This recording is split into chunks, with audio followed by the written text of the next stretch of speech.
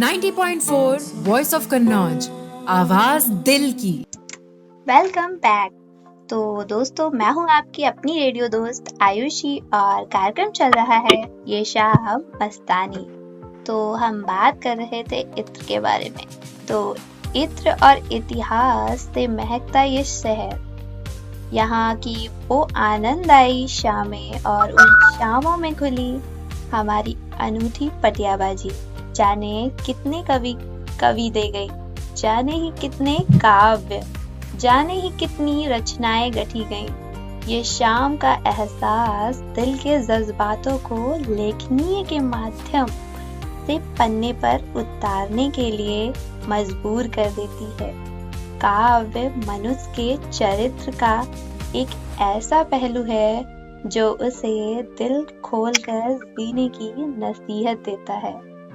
आज इस शाम को मस्तानी बनाने के लिए हमारे साथ जुड़ रहे हैं कन्नौज के एक कवि, जिन्होंने अपने काव्य पाठ के जरिए इस कन्नौज में कितनी ही नए कवि बनाने के लिए प्रेरणा पुंज का काम किया।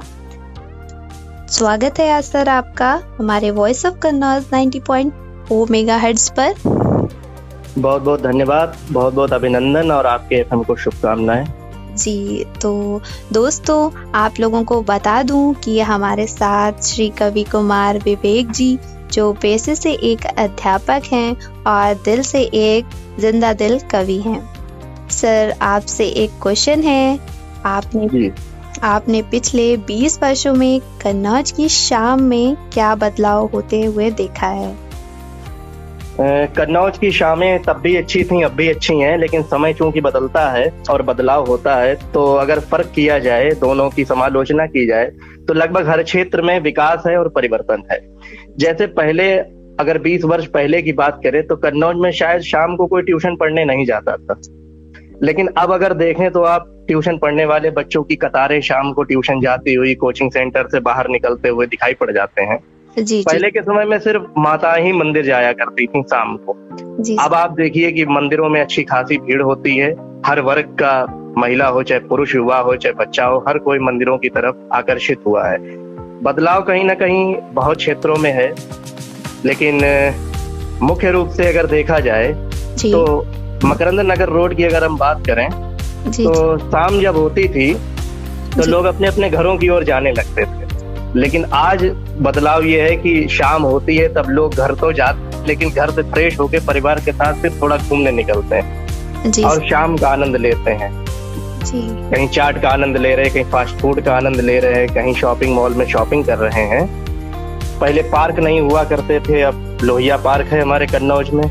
जी सर। तो बहुत ही बदलाव है, बहुत ही रोचक और मनोरम वातावरण पहले से और अधिक अच्छा दिखाई पड़ता है। जी सर, साथ ही साथ सर कन्नौज के फेमस पटियाबाजी के बारे में आपका क्या कहना है? क्या सच में पटियाबाजी ने गुलजार बनाए हैं? बिल्कुल, पटियाबाजी में तो बड़े बड़े काव्य के प्रोग्राम हुआ करते थे। मैं आपको दो नाम बता रहा हूँ। एक अवधेश अवस्थी जी हुआ करते थे, एक शिव प्रसाद द्विवेदी जी हुआ करते थे। तो इनके नेतृत्व में, इनके निर्देशन में कई बार पटियों पे ही पूरी काव्य गोष्ठियां हो जाया करती थी। हालांकि अब पटियाबाजी थोड़ी कम देखने को मिलती है। पटियाबाजी अब आज के युवाओं में नुक्कड़बाजी में तब्दील हो गई है। अब कोनों में नुक्कड़ों पर खड़े हुए लोग ज्यादा दिखाई पड़ेंगे, पटिया पे थोड़े कम दिखाई पड़ेंगे, लेकिन पटियाबाजी का एक अपनी रौनक रही है कन्नौज। जी सर। तो सर मेरा एक और क्वेश्चन है कि सर आप कुछ कन्नौजिया में हमारे लिसनर्स को कुछ मजेदार बोलकर बताइए।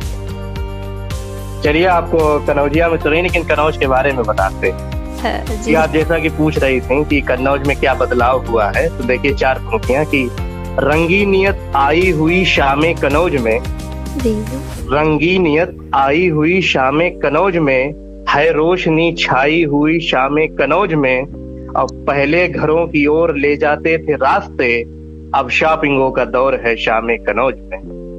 वाह वाह सर, बहुत ही कुछ लाइनें और आपके बीच रखना चाहूंगा कि चलो अगर मकरंद नगर तो शाम बड़ी मस्तानी है, चलो अगर मकरंद नगर तो शाम बड़ी मस्तानी है, चाट बताशे फास्ट फूड की वह करती अगवानी है, शॉपिंग मॉल विशाल ट्रेंड्स में शॉपिंग अब कर पाते हैं, फिर नारायण मिनीप्लेक्स में फिल्म देखकर आते हैं और चौरसिया का पान नितिन की चाट घूम कर खाते हैं। बचा समय तो पार्क लोहिया में सबके संग जाते हैं और घूम घुमाकर फुर्सत होकर फिर मन को समझाते हैं।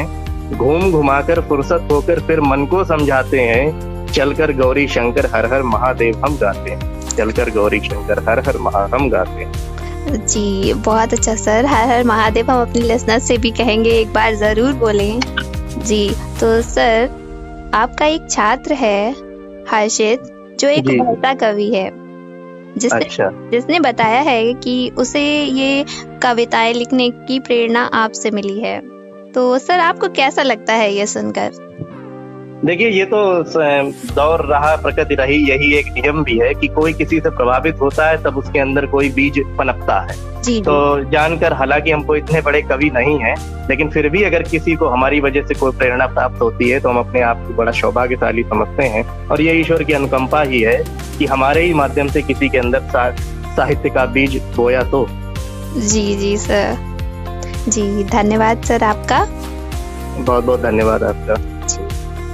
तो दोस्तों, जैसा कि आपको मैंने पहले भी बताया था और मैं फिर से बता देती हूँ कि ये कवि कुमार विवेक जी हमारे साथ जुड़े हुए थे। इसी के साथ सुनते रहिए एक गाना वॉइस ऑफ कन्नौज 90.4 मेगाहर्ट्ज पर, आवाज दिल की।